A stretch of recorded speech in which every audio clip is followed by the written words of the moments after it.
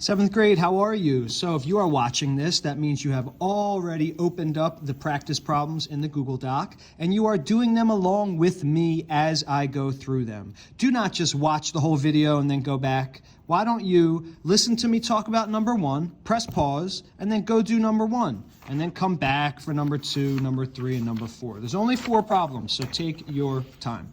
So, number one says, select all of the situations that could represent the product, so multiplication, let's annotate that, of 2 numbers that are equal to negative 20. So there's 2 things you got to think about when you're looking at these situations. Are they talking about multiplying? And will our answer be negative?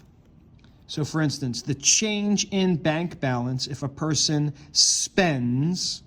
Well, I know, all right, we are going down with spend. If you're spending money, you're losing it. And then is the 5 and 4 going to give us 20, right? So you're thinking about 2 things as you pick all of the situations. There might be more than one. Is it talking about multiplication?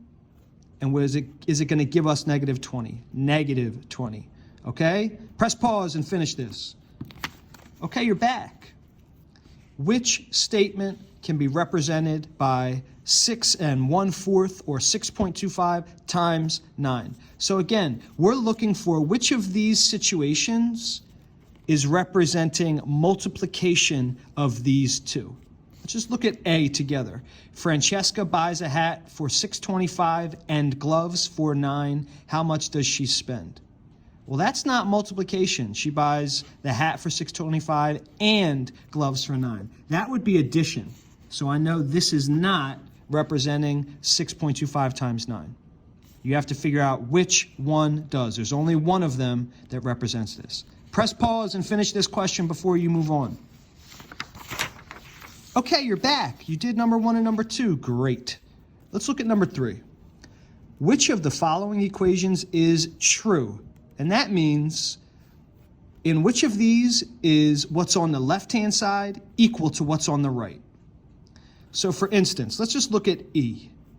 Is 6 over negative 5 the same as negative 6 over negative 5? Well, we know from Friday that a positive and a negative is going to give us a negative.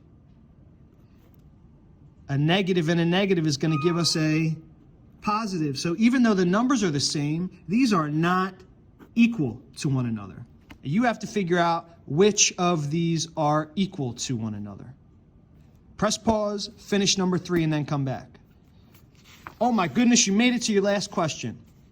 Convert the following fractions into decimals. So this is very, very easy, especially if you have a calculator. When we are converting fractions into decimals, we do the numerator divided by the denominator. So this one would be 1 divided by negative 5. I want you to tell me what decimal that gives you.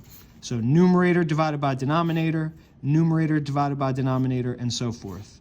You can see 2 of these are going to give you a negative, and 2 of them are going to give you a positive. Okay? After you finish this, please make sure you go and answer the questions in your exit ticket. The questions in your exit ticket are about these questions in the Google Doc. Oh my goodness. I hope you have a great day. I have office hours tomorrow at 2:15. If you have questions about any of this, please come see me. We can talk about it. We can figure it out. We can chalk it up. We can chat it up. We can talk math. All right? I'll see you guys tomorrow.